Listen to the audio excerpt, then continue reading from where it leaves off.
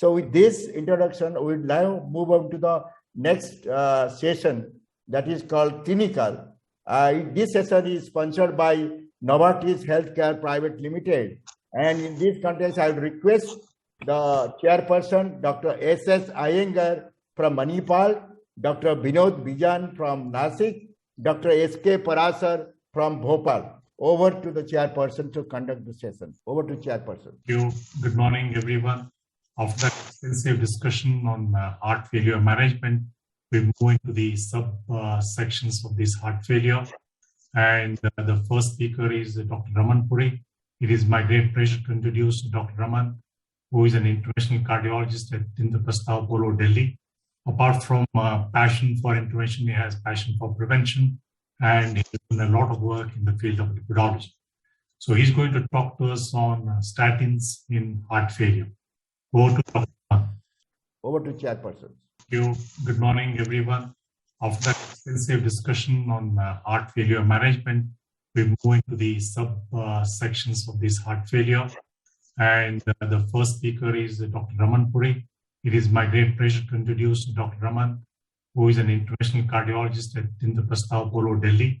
Apart from passion for intervention, he has passion for prevention, and he's done a lot of work in the field of lipidology. So he's going to talk to us on statins in heart failure. Over to Dr. Raman. Good morning, everyone, and respected chairperson. The title of my presentation is the role of statin in heart failure. We all know that chronic heart failure is the most frequent cause of death and reason for hospitalization. The aim of my presentation is to provide whether the use of statin over and above the optimal heart failure treatment will be able to reduce the mortality associated with heart failure. In 2016, Lipid Association of India published in their expert consensus recommendation part 2 about indication of statin and heart failure.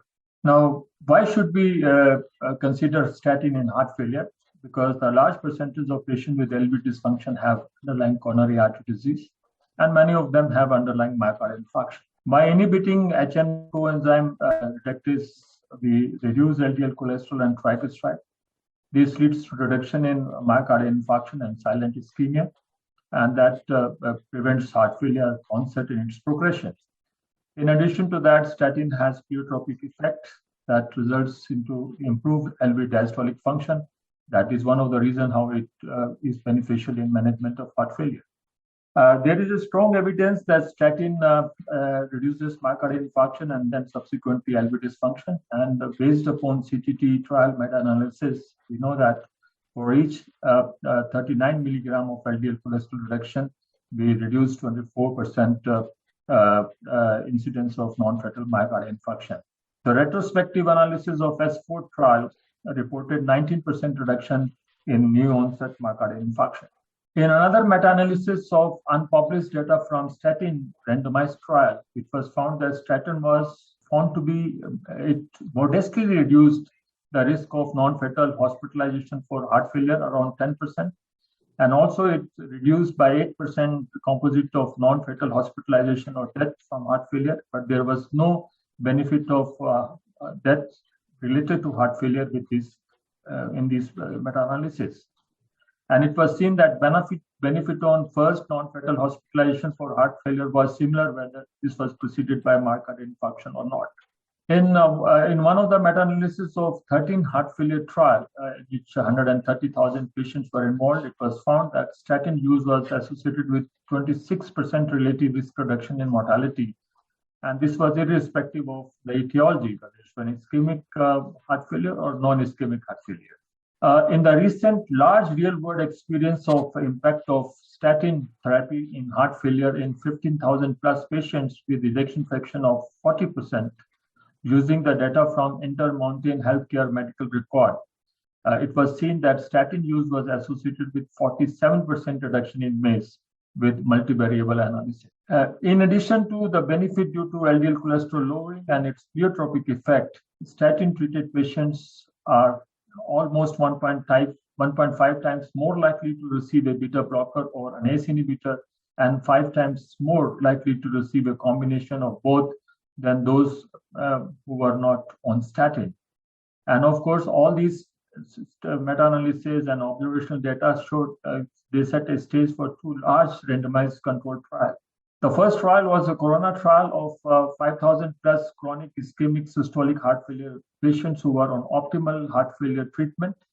They were randomized to either rosuvastatin 10 milligram or placebo. The mean age was 72 and 62% of these patients was in class 3. And mean ejection fraction was 31%. And the mean duration of this trial was 32.8 months. And with 10 milligram of LDL cholesterol, rosuvastatin, we brought down LDL cholesterol to 44%. If we look into the primary endpoints and the other coronary events, there was no significant decrease in the event with rosuvastatin. And if we look into the two curves, the curve starts separating, at somewhere at 1 year in primary outcomes study and also in any coronary event. And we all know that it takes statin to show its effect. It takes 1 to 2 years to show its beneficial effect. But if you look into the hospitalization for cardiovascular events, it was a bit less in patients who were on rosuvastatin as compared to placebo. Of 5,000 patients, 30% patients died during this study, and the major cause of death was cardiovascular. And of this, the main contributor to death was progressive heart failure and sudden cardiac death. There were few deaths due to atherothrombotic events like myocardial infarction or stroke with rosuvastatin, and there was a trend of towards lower non-fatal myocardial infarction with rosuvastatin as compared to placebo. The second trial, which was published subsequently, was GC heart failure trial of 4,500 plus patients, and 40% of these patients were of ischemic etiology. The mean age was 68, and 36% of these were in class 3. And the duration of median duration of this trial was 3.9. With 10 milligram of rosuvastatin, the LDL cholesterol was reduced by 17%. Here again, we found that there was no difference in the time to all-cause death and time to death for CV hospital admission. Now, if we take all the ischemic heart failure of both the trial, corona trial and GC heart failure trial, that number goes to about 7,000. It was found that there was significant reduction in myocardial infarction of about 19%.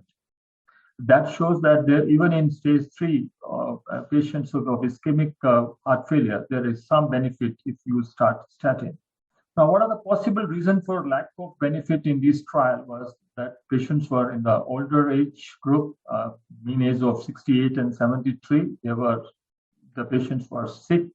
Most of these patients were in advanced heart failure, and they were symptomatic heart failure rather than asymptomatic coronary artery disease. And most of the deaths were because of arrhythmia or progressive heart failure, and only few deaths were attributed to myocardial infarction or stroke. One of the reasons may be that atherosclerotic process was too advanced to be modified by statin in such a short time. The other possible reason for benefit in a previous trial, trial other than corona and GC trial, was that in these trials, lipophilic drugs like atorvastatin and simvastatin, that may be one of the reasons that there was a beneficial effect of statin. The question comes, does it really make difference? There is a possible explanation that lipophilic statin, they passively diffuse into the cells and are distributed throughout the body, whereas hydrophilic statins are mainly liver specific and it requires active protein transport. And low cardiac uptake of hydrophilic rosuvastatin, that is 1% of the liver, is as compared to 80% of lipophilic, has been postulated as one of the mechanisms of lack of benefit with rosuvastatin. In one of the meta-analysis of 10 studies, it was found that cardiovascular events were significantly reduced in patients who received atorvastatin, and this benefit was not observed in patients who were on rosuvastatin. In another study, which was published in 2018, it was found that in ischemic heart failure, high-intensity statin reduces even significantly more than lower-intensity statin and those patients who were without statin. Now, there is a paradox in heart failure. It's a cholesterol paradox. We all know that there is a linear relationship of high cholesterol with coronary artery disease, but patients with severe LV dysfunction with lower cholesterol have worse outcome. And low cholesterol level is a marker for a poor prognosis in patients with systolic heart failure. One of the study which was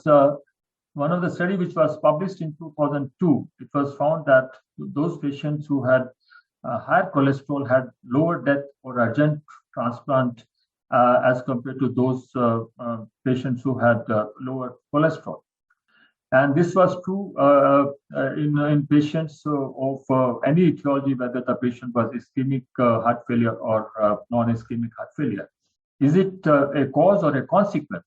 Based upon Korean heart failure registry, low total cholesterol was associated with other marker of increased risk like low sodium, decreased hemoglobin, renal dysfunction, and more severe symptoms of heart failure. Cytokines, they have a positive role in hypocholesterolemia of inflammatory condition via mechanisms such as decreased hepatic lipoprotein production and increased LDL receptor activity. It is also possible that low cholesterol portends poor prognosis because low cholesterol is a marker for cachexia, a state which is associated with increased heart failure mortality. Therefore, eventually, one can very safely say that low cholesterol may merely be a consequence of advanced heart failure and has no pathophysiological role.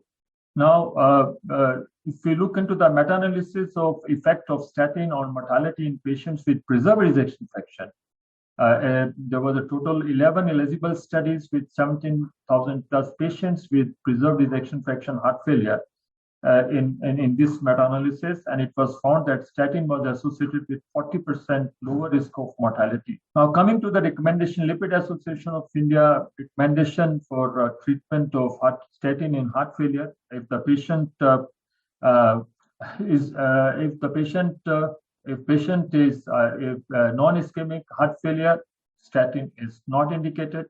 If the patient has an ischemic heart failure at least class 2 or 3, the statin is indicated, and if the patient is class 4, it has to be individualized. In patient with CAD on statin, if they develop advanced symptomatic heart failure, statin should be continued.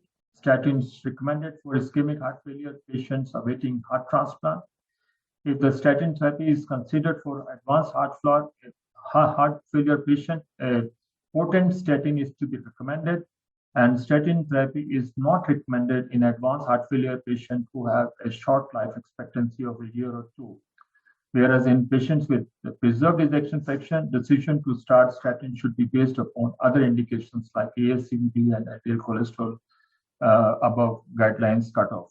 Thank you very much for your kind attention. Thank you, Dr. Raman.